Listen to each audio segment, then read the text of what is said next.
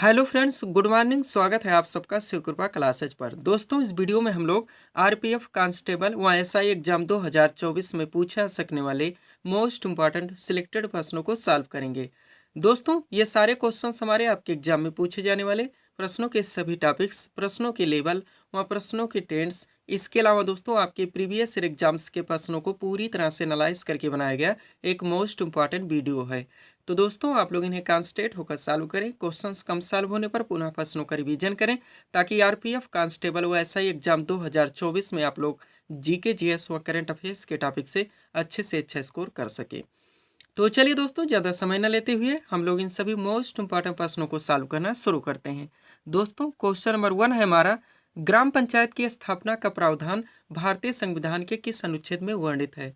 Quality का most important question है दोस्तों, बिल्कुल आपके ट्रेंड में है, आपके लेवल में है। क्वेश्चन है हमारा, ग्राम पंचायत की स्थापना का प्रावधान भारतीय संविधान के किस अनुच्छेद में वर्णित है। करेक्ट आंसर होगा अनुच्छेद 40 में। अब आर्टिकल से हमारा क्वेश्चन आया हुआ है दोस्तों, तो इस टॉपिक से जितने भी क्वेश्चंस बनते हैं अधिकांश प्रश्नों को हम लोग यहीं पे कवर करेंगे। यही हमारे प्रिपरेशन की स्ट्रेटजी है दोस्तों, कि जिस भी टॉपिक्स को हम लोग उठाएंगे उस टॉपिक्स के अधिकांश प्रश्नों को पूरे एक्स्ट्रा फैक्ट के साथ वहीं पे कवर करेंगे। ध्यान दीजिएगा दोस्तों, सारे क्वेश्चन सिलेक्टेड रखे गए हैं। पहला पॉइंट है हमारा, भारतीय संविधान के अनुच्छेद 40 में राज्यों को पंचायत के गठन का निर्देश दिया गया है। नेक्स्ट पॉइंट है, 1992 के 73वें संशोधन अधिनियम के साथ ही पंचायती राज प्रणाली को संवैधानिक दर्जा प्राप्त हुआ और यह ग्रामीण शासन के लिए एक औपचारिक संरचना बन गई। एक एक सेंटेंस इंपॉर्टेंट है दोस्तों, कई क्वेश्चन आपके निकलते हैं जो कि आपके एग्जाम में बार बार पूछे जाते हैं। आगे बढ़ते हम लोग। पॉइंट है दोस्तों, भारतीय संविधान के महत्वपूर्ण अनुच्छेद व संबंधित प्रावधान इस प्रकार हैं। अब आर्टिकल से हमारा क्वेश्चन आया था, तो मोस्ट में जितने आर्टिकल बनते हैं आपके एग्जाम में क्वेश्चंस बार बार पूछे जाते हैं, रिपीट होते रहते हैं, उन सभी आर्टिकल को हम लोग एक साथ कवर करेंगे। ध्यान देंगे आप लोग, एक तरफ दिया गया है संबंधित प्रावधान और दूसरी तरफ महत्वपूर्ण अनुच्छेद दिए गए हैं, किस किस अनुच्छेद में कौन सा प्रावधान किया गया है। तो चलिए दोस्तों शुरू करते हैं नंबर 1 पॉइंट से। पहला दोस्तों, संघ का नाम और राज्य क्षेत्र, इसका प्रावधान भारतीय संविधान के अनुच्छेद 1 में दिया गया है। कॉन्सेंट्रेट होकर सॉल्व करेंगे। एक एक क्वेश्चन की कीमत आप लोग जानते हैं दोस्तों, अगर एग्जाम में मिस होते हैं या गलत होते हैं तो हम कितने रैंक नीचे चले जाते हैं और निगेटिव मार्किंग अलग से झेलनी पड़ती है। हमारे एग्जाम में जीके, जीएस व करंट अफेयर्स का अच्छा खासा वेटेज है, 50 क्वेश्चन आपके यहीं से पूछे जाएंगे, तो पूरा का पूरा दारोमदार है दोस्तों, ध्यान दीजिएगा। अगला पॉइंट है हमारा, नए राज्यों का प्रवेश या स्थापना का प्रावधान भारतीय संविधान के अनुच्छेद 2 में है। नेक्स्ट है, विधि के समक्ष समानता का अधिकार, मोस्ट इंपॉर्टेंट, बार बार पूछा जाता है, इसका प्रावधान अनुच्छेद 14 में किया गया है। नेक्स्ट है, हाईलाइटेड अस्पृश्यता के अंत का प्रावधान अनुच्छेद 17 में दिया गया है। किसमें? अनुच्छेद 17 में। आगे बढ़ते हम लोग। 6 से 14 वर्ष तक के सभी बच्चों को निःशुल्क और अनिवार्य शिक्षा का अधिकार, ये अनुच्छेद 21 का में दिया गया है। बार बार पूछा था, रिवाइज जरूर करेंगे दोस्तों। नेक्स्ट है, अल्पसंख्यक वर्गों के हितों का संरक्षण का प्रावधान अनुच्छेद 29 में दिया गया है। नेक्स्ट है, नागरिकों के लिए एक समान नागरिक संहिता यानी यूसीसी, बार बार पूछा जाता है, यूनिफॉर्म सिविल कोड का प्रावधान अनुच्छेद 44 में दिया गया है। अगला है, पर्यावरण का संरक्षण और संवर्धन एवं वन तथा वन्य जीवों की रक्षा का प्रावधान अनुच्छेद 48 का में दिया गया है। आगे बढ़ते हम लोग। अगला पॉइंट है दोस्तों हमारा, कार्यपालिका से न्यायपालिका का पृथक्करण का प्रावधान भारतीय संविधान के अनुच्छेद 50 में है। ध्यान रखेंगे, ये क्वेश्चन दो तरह से पूछे जाते हैं। कभी कभी आपके क्वेश्चन में डायरेक्ट आर्टिकल दिया जाएगा कि अनुच्छेद 50 का संबंध किससे है, और आपके ऑप्शन यानी विकल्प में कॉन्सेप्ट दिया जाएगा। और कभी कभी आपके क्वेश्चन में दोस्तों डायरेक्ट कॉन्सेप्ट दिया था कि कार्यपालिका से न्यायपालिका का पृथक्करण किस अनुच्छेद में है, और आपके ऑप्शन यानी विकल्प में आर्टिकल दिए जाते हैं। तो दोनों तरफ से रिवाइज कीजिएगा, इसीलिए दोस्तों हम बार बार रिवीजन व पीडीएफ के बारे में बोलते रहते हैं। अगला पॉइंट है, राष्ट्रपति का निर्वाचन का प्रावधान भारतीय संविधान के अनुच्छेद 54 में है। नेक्स्ट है, राष्ट्रपति पर चलाई जाने वाली महाभियोग प्रक्रिया का प्रावधान अनुच्छेद 61 में है। भारत का महान न्यायाधीश बार बार पूछा जाता है, जिसे भारत का दोस्तों प्रथम विधि अधिकारी के नाम से जाना जाता है, इसका वर्णन अनुच्छेद 76 में है। अगला, संसद के गठन का प्रावधान अनुच्छेद 79 में है। आगे बढ़ते हम लोग। और क्या क्या है दोस्तों? नेक्स्ट है, धन विधेयक की परिभाषा, मोस्ट इंपॉर्टेंट, जिसका प्रावधान अनुच्छेद 110 में किया गया है। वार्षिक वित्तीय विवरण, जिसे हम लोग बजट के नाम से जानते हैं, वास्तव में दोस्तों बजट शब्द का संविधान में कहीं पर भी कोई प्रावधान नहीं है। इसे वार्षिक वित्तीय विवरण के नाम से जाना जाता है और इसका वर्णन संविधान के अनुच्छेद 112 में है। वित्तीय वर्ष कब से प्रारंभ होता है दोस्तों, ये आप लोग बताएंगे और कब तक चलता है। नेक्स्ट है राज्यपाल की नियुक्ति का प्रावधान, संविधान के अनुच्छेद 155 में है। नेक्स्ट है राज्य का महाधिवक्ता का प्रावधान, तो ये अनुच्छेद 165 में है। नेक्स्ट है वित्त आयोग, मोस्ट वन फाइनेंस कमीशन, इसका प्रावधान भारतीय संविधान के अनुच्छेद 280 में है। वह संसद को संविधान में संशोधन करने की शक्ति और प्रक्रिया का प्रावधान ये अनुच्छेद 368 में है। पूरी तरह से रिवाइज रखेंगे दोस्तों। ये सारे ऐसे आर्टिकल्स हैं जो कि आपके सभी वनडे एग्जाम्स में बार बार पूछे जाते हैं और रिपीट होते रहते हैं। सब्सक्राइब करें आप हमारे स्टडी चैनल शिवकृपा क्लासेज को इसी तरह के वीडियोस के लिए। आगे बढ़ते हैं, थोड़ा सा पीडीएफ के बारे में बात करेंगे दोस्तों। पुनः हम लोग नेक्स्ट क्वेश्चन की ओर चलेंगे। ध्यान देंगे 4 पीडीएफ यहाँ पे हमारा लगा हुआ है, लेकिन हम लोग सबसे पहले आरपीएफ कांस्टेबल और एसआई एग्जाम 2024 के बारे में बात करेंगे, जिसका यहाँ पे हम लोग प्रिपरेशन कर रहे हैं दोस्तों। इसमें जो आपका पाठ्यक्रम है, आपका जीके, आपका जीएस, जिसमें आपका जनरल साइंस शामिल है, वह करंट अफेयर्स, इनके पूरे पाठ्यक्रम को टोटल 25 पीडीएफ के जरिए प्रिपेयर किया जा रहा है। पेड फीस 100 रुपये रखी गई है। व्हाट्सअप नंबर आप लोगों के सामने, सब कुछ आपका अपडेटेड रहेगा दोस्तों। 100% सक्सेसफुल पीडीएफ बनाने का प्रयास किया जा रहा है। बाकी हमारा दोस्तों बिहार एसएससी व बिहार पुलिस कांस्टेबल का कंबाइंड पीडीएफ लगा हुआ है, जो कि हम सभी लोगों को दोस्तों दे रहे हैं। इसकी पेड फीस 100 रुपये रखी गई है और व्हाट्सअप नंबर आप लोगों के सामने। इसमें जो आपका पाठ्यक्रम, आपका जीके, जीएस, आपका करंट अफेयर्स, आपका बिहार स्पेशल से स्टैटिक व करंट पूरी तरह से जुड़ रहा है।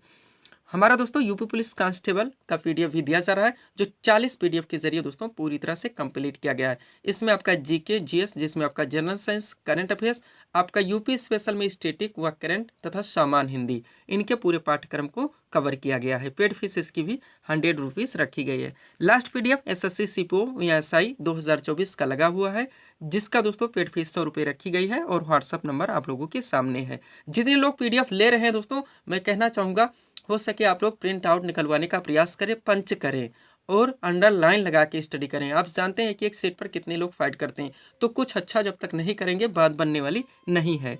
चलते हम लोग अगले क्वेश्चन की ओर। अगला क्वेश्चन क्या है दोस्तों हमारा, 2011 की जनगणना के अनुसार भारत का जनसंख्या घनत्व कितना है? करेक्ट आंसर होगा 382 व्यक्ति प्रति वर्ग किलोमीटर। कहाँ से क्वेश्चन आया? जनगणना से आया। क्वेश्चन था हमारा 2011 की जनगणना के अनुसार भारत का जनसंख्या घनत्व कितना है? करेक्ट आंसर होगा 382 व्यक्ति प्रति वर्ग किलोमीटर।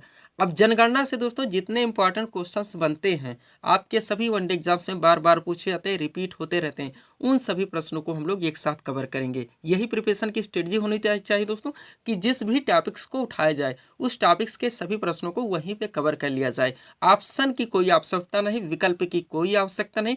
विकल्प से केवल क्वेश्चन टाइम टेकिंग होते हैं, उस सभी क्वेश्चन हमारे दोस्तों कांस्टेंट रिवाइज नहीं हो पाते हैं। तो चलिएगा दोस्तों शुरू करते हैं। इंपॉर्टेंट पॉइंट है हमारा, पहला पॉइंट है, भारत में जनगणना की शुरुआत 1872 में लॉर्ड मेयो के कार्यकाल में हुई थी। पूरी तरह से ध्यान रखेंगे, A to Z एक फैक्ट रखा जाता है हमारे वीडियोस में, जो कि पीडीएफ में पूरी तरह से मेंशन कर दिया गया है। पहला पॉइंट है, भारत में जनगणना की शुरुआत 1872 में लॉर्ड मेयो के कार्यकाल में हुई थी। दूसरा पॉइंट है, भारत में नियमित जनगणना की शुरुआत 1881 में लॉर्ड रिपन के कार्यकाल में की गई थी। दोनों ध्यान रखेंगे, पहली जो 1872 में हुई थी लॉर्ड मेयो के कार्यकाल में, नियमित नहीं थी, नियमित हुई थी 1881 में लॉर्ड रिपन के कार्यकाल में। अगला है जनगणना संघ सूची का विषय, ये भी आप लोग ध्यान रखेंगे। भारतीय संविधान के दोस्तों अनुसूची 7 में संघ सूची, राज्य सूची और समवर्ती सूची का वर्णन है। संघ सूची के विषयों पर कानून बनाने का अधिकार भारतीय संसद को है। राज्य सूची के विषयों पर कानून बनाने का अधिकार राज्य के विधानमंडल को है। समवर्ती सूची के विषयों पर कानून बनाने का अधिकार भारतीय संसद व राज्य विधानमंडल दोनों को है। लेकिन अगर किसी भी विषय पर दोनों के मध्य विवाद उत्पन्न होता है तो भारतीय संसद के द्वारा बनाया गया कानून मान्य होगा। अब पॉइंट है जनगणना, तो ये संघ सूची का विषय है। इसका अर्थ हुआ कि इस पर भारतीय संसद के द्वारा कानून बनाया जाएगा। एक पुलिस व्यवस्था बार बार पूछा था, ध्यान रखेंगे, राज्य सूची का विषय है और शिक्षा समवर्ती सूची का विषय है। तो पॉइंट है जनगणना संघ सूची का विषय, ध्यान रखेंगे, जिसका वर्णन संविधान के अनुच्छेद 246 में है। इस पॉइंट से भी प्रिपेयर रहेंगे। अगला पॉइंट है, 2011 की जनगणना भारत की 15वीं जनगणना और स्वतंत्र भारत की 7वीं जनगणना थी। नेक्स्ट है, 2011 की जनगणना के समय जनगणना आयुक्त तो डॉक्टर सी चंद्रमौली, कौन? डॉक्टर सी चंद्रमौली थे। नेक्स्ट है, 2011 की जनगणना का आदर्श वाक्य तो हमारी जनगणना हमारा भविष्य। क्या था? हमारी जनगणना हमारा भविष्य। अगला पॉइंट है, जनगणना 2011 के अनुसार भारत में कुल कितने जिले हैं? तो 640 जिले हैं। कितने? 640 जिले। आगे बढ़ते हम लोग। अगला पॉइंट क्या है दोस्तों हमारा, जनगणना 2011 के अनुसार भारत का सर्वाधिक जनसंख्या वाला जिला तो थाने है, जो कि महाराष्ट्र में पड़ता है। नेक्स्ट पॉइंट है, जनगणना 2011 के अनुसार भारत का न्यूनतम जनसंख्या वाला जिला वो दिबांग वैली है, जो कि अरुणाचल प्रदेश में पड़ता है। दोनों के साथ ध्यान रखेंगे, सबसे ज्यादा और सबसे कम क्वेश्चन एक साथ सेट किया जाता है ताकि याद रखने में कोई कठिनाई ना हो। अगला पॉइंट है हमारा, जनगणना 2011 के अनुसार भारत का सर्वाधिक जनघनत्व वाला राज्य तो बिहार है, व जनगणना 2011 के अनुसार भारत का न्यूनतम जनघनत्व वाला राज्य अरुणाचल प्रदेश है। दोनों एक साथ सेट कर दिए गए हैं। अगला है, जनगणना 2011 के अनुसार भारत का जनसंख्या घनत्व तो 382 व्यक्ति प्रति वर्ग किलोमीटर है, जो कि हमारा क्वेश्चन था। नेक्स्ट पॉइंट है, जनगणना 2011 के अनुसार भारत का लिंगानुपात कितना है, तो 943 है, यानी कि 1000 पुरुषों पे स्त्रियों की संख्या 943 है। नेक्स्ट देखेंगे, जनगणना 2011 के अनुसार भारत की साक्षरता दर तो 74.04% है, जिसमें पुरुष साक्षरता दर की बात की जाए तो 82.14% और महिला साक्षरता दर की बात की जाए तो 65.46%। हाल ही में दोस्तों SSC GD हुआ, आप लोग जानते हैं, कोई इसमें से फैक्ट नहीं है जो कि पूछा नहीं गया और रिवाइज भी नहीं हुआ। इसी में से बनते रहते हैं, रिपीट होते रहते हैं, नए क्वेश्चन आते रहते हैं, इसी में से दोस्तों पूछा जाता है। अगला है, जनगणना 2011 के अनुसार भारत का सबसे साक्षर राज्य वो केरल है, और जनगणना 2011 के अनुसार भारत का न्यूनतम साक्षर राज्य वो बिहार है। दोनों एक साथ सेट कर दिया गया है, ध्यान रखेंगे। आगे बढ़ते हैं हम लोग।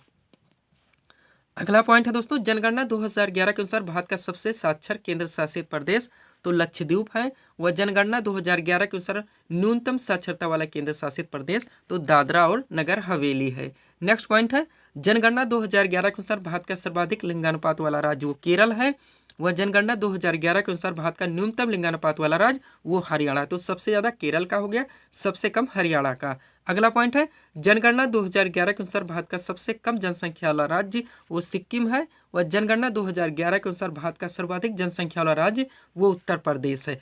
पूरी तरह से रिवाइज रखेंगे दोस्तों। ये थे जनगणना के क्वेश्चंस जिनको हम लोगों ने एक साथ कवर किए हैं। PDF के बारे में बात हो चुकी है। बिहार SSC और बिहार पुलिस कांस्टेबल का combine, SSC CPO SI 2024, RPF constable वो SI एग्जाम 2024 और UP पुलिस कांस्टेबल रे एग्जाम 2024। चलते हम लोग अगले क्वेश्चन की ओर। अगला क्वेश्चन क्या है दोस्तों हमारा, कुचिपुड़ी किस राज्य का प्रसिद्ध शास्त्रीय नृत्य है? करेक्ट आंसर होगा आंध्र प्रदेश का। क्वेश्चन कहाँ से आया? शास्त्रीय नृत्य से आया। आपका एवरग्रीन टॉपिक रहेगा, बराबर क्वेश्चन आपके एग्जाम में पूछे जाएंगे। तो ये क्वेश्चन था दोस्तों हमारा, कुचिपुड़ी किस राज्य का प्रसिद्ध शास्त्रीय नृत्य है? करेक्ट आंसर हुआ हमारा आंध्र प्रदेश। अब शास्त्रीय नृत्य से जितने भी क्वेश्चंस बनते हैं और जितने ट्रेंड से पूछे जाते हैं उन सभी को यहाँ पे पूरी तरह से कवर किया गया है दोस्तों, ध्यान देंगे आप लोग। चलते हैं दोस्तों, शुरू करते हैं। सबसे पहले लोकेशन से संबंधित देखेंगे, पुनः हर ट्रेंड से क्वेश्चन को हम लोग कवर करेंगे। एक तरफ दिया गया शास्त्रीय नृत्य के नाम, दूसरी तरफ संबंधित राज्य के नाम दिए गए। सबसे पहले दोस्तों भरतनाट्यम, जो कि तमिलनाडु राज्य का शास्त्रीय नृत्य है। कहाँ का? तमिलनाडु। नेक्स्ट दोस्तों मोहिनीअट्टम और कथकली, दोनों एक साथ देखेंगे क्योंकि दोनों की दोनों केरल के हैं। अगला पॉइंट है मणिपुरी, मणिपुर राज्य का शास्त्रीय नृत्य है। ओडिसी, ओडिशा राज्य का शास्त्रीय नृत्य है। कुचिपुड़ी, आंध्र प्रदेश राज्य का शास्त्रीय नृत्य है। सत्रिया, असम राज्य का शास्त्रीय नृत्य है। कहाँ का? असम राज्य का। और लास्ट दोस्तों हमारा क्या? कथक। कथक कहाँ का है? ये उत्तर प्रदेश राज्य का शास्त्रीय नृत्य है। ये 8 शास्त्रीय नृत्य से दोस्तों जिनके हम लोग लोकेशन देखें, जो कि डायरेक्टली क्वेश्चन पूछाता है कि कौन सा शास्त्रीय नृत्य किस राज्य से संबंधित है। अब किस किस ट्रेंड से और क्वेश्चन यहाँ से बनते हैं जो कि आपके एग्जाम में बार बार पूछे जाते हैं, उन सभी को हम लोग पूरी तरह से कवर करेंगे, ध्यान देंगे। इंपॉर्टेंट पॉइंट है हमारा। शुरू करते हैं दोस्तों हम लोग भरतनाट्यम से, जो कि तमिलनाडु राज्य का शास्त्रीय नृत्य है। क्या क्या क्वेश्चन यहाँ से बनता है, ध्यान देंगे। पहला पॉइंट है दोस्तों, भारत का सबसे पुराना शास्त्रीय नृत्य कौन सा है? तो भरतनाट्यम है। नेक्स्ट पॉइंट है, किस शास्त्रीय नृत्य को भारत के अन्य शास्त्रीय नृत्यों की जननी माना जाता है? तो भी भरतनाट्यम है। सबसे पुराना है तो जननी यही हो जाएगी। नेक्स्ट पॉइंट है, भरतनाट्यम से संबंधित कलाकार देखेंगे। सबसे पहले महिला कलाकार पहली है दोस्तों यामिनी कृष्णमूर्ति, मृणालिनी साराभाई, मीनाक्षी सुंदरम पिल्लई, बाला सरस्वती, रूकमणि देवी अरुणडेल, अलर वेलवल्ली, पद्मा सुब्रमण्यम, विजंती माला और लीला सैमसन। यह है भरतनाट्यम से जुड़ी महिला कलाकार। अब भरतनाट्यम से संबंधित पुरुष कलाकार देखेंगे तो रेवंश साराभाई है, CB चंद्रशेखर है, उदय शंकर है और विजय माधवन है। पूरी तरह से आप लोग प्रिपेयर रखेंगे। अब यहाँ पे दोस्तों मैं ऑप्शन बना बना के क्वेश्चन करें, क्या मतलब निकलेगा? केवल टाइम टेकिंग होगा, आपके किसी मतलब का नहीं होगा। हम चाहते हैं आपके पूरे पाठ्यक्रम को जहाँ जहाँ से आपके एग्जाम में क्वेश्चंस बनने हैं, कम से कम समय में हम दोस्तों पूरी तरह से कवर करवा सकें। अब कथकली देखेंगे, जो कि केरल का शास्त्रीय नृत्य है। यहाँ से क्या क्या क्वेश्चन बनता है। तो पहला पॉइंट है हमारा, किस शास्त्रीय नृत्य में मुखौटे का प्रयोग किया जाता है, तो कथकली है। अगला पॉइंट है, कथकली से संबंधित कलाकार देखेंगे तो गोपीनाथ हैं, रागिनी देवी हैं, उदय शंकर हैं, शिवरामन है और माधवन आनंद है। ये 5 नाम आप लोग यहाँ से ध्यान रखेंगे। नेक्स्ट पॉइंट कथक देखेंगे, जो कि उत्तर प्रदेश का शास्त्रीय नृत्य है। देखेंगे क्या क्या क्वेश्चन यहाँ से पूछा जाता है।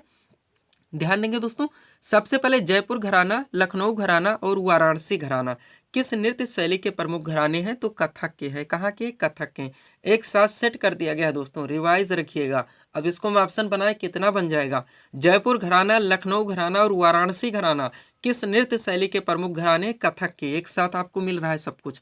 अगला पॉइंट है, कथक नृत्य से कलाकार देखेंगे तो बिरजू महाराज, शंभू महाराज, बैजनाथ प्रसाद, लच्छू महाराज, सुंदर प्रसाद, सितारा देवी, गौरी शंकर, गोपी कृष्ण और हजारी अग्रवाल पूरी तरह से प्रिपेयर रखेंगे।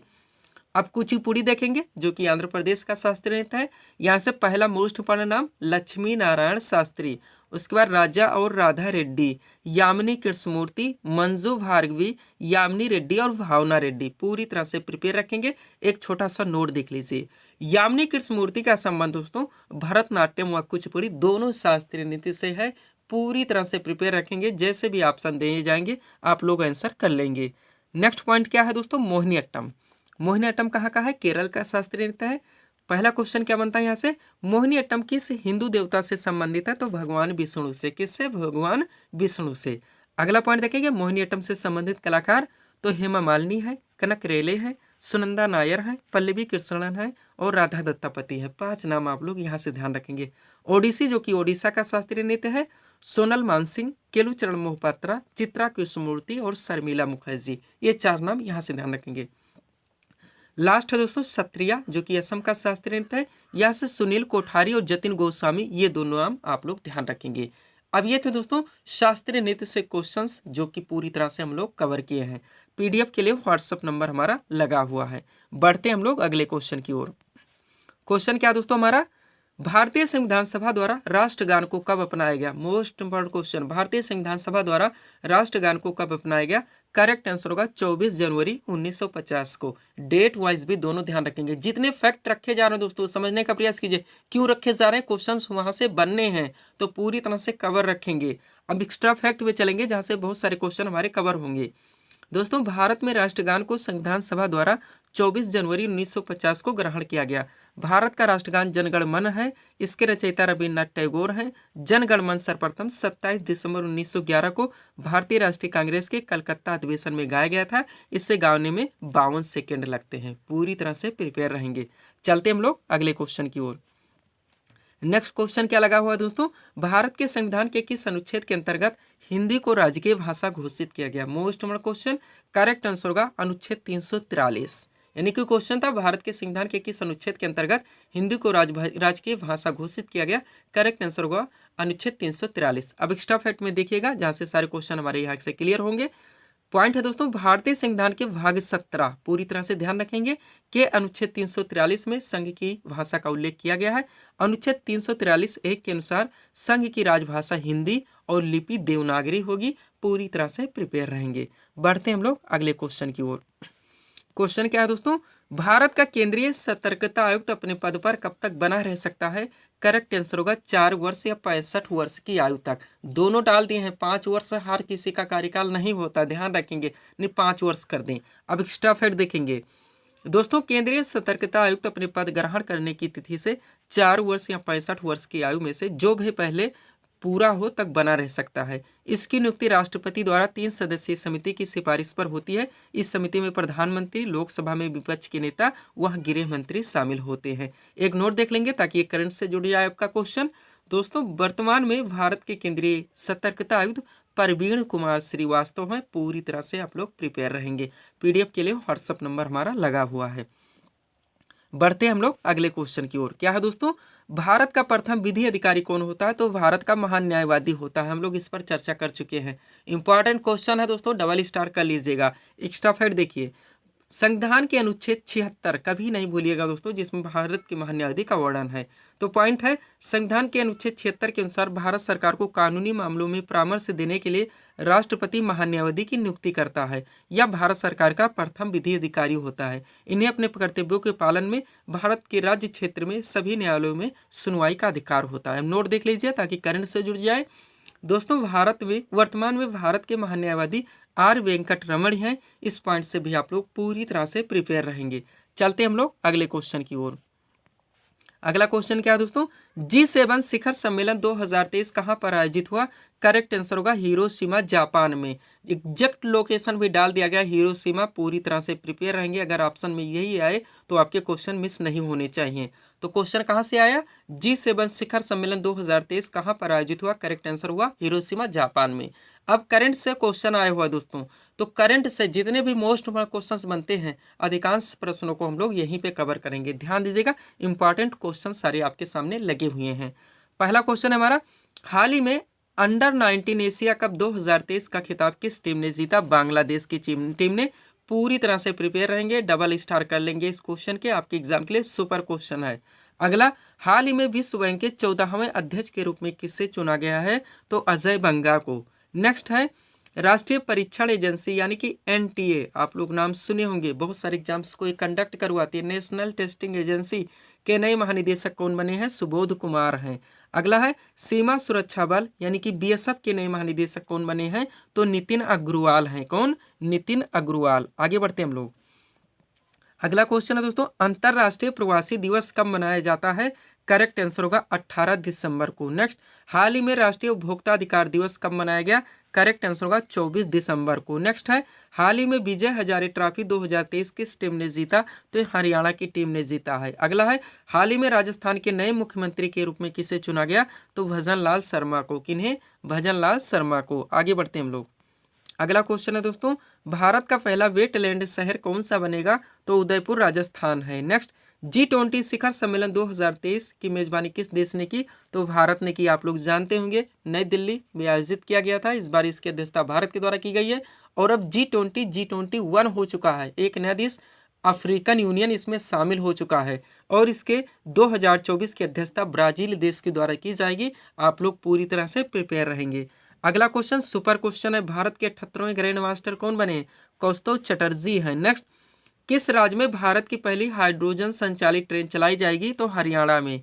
नेक्स्ट है, ब्रिक्स शिखर सम्मेलन 2024 की मेजबानी कौन सा देश करेगा? तो रूस करेगा। और 23 की मेजबानी जोहान्सबर्ग दक्षिण अफ्रीका यानी दक्षिण अफ्रीका के द्वारा की गई। आप लोग जानते होंगे अगस्त में हुआ था जब हमारा चंद्रयान 3 चंद्रमा के दक्षिणी ध्रुव पर लैंड हुआ था, तो भारत के प्रधानमंत्री नरेंद्र मोदी जी कहाँ थे?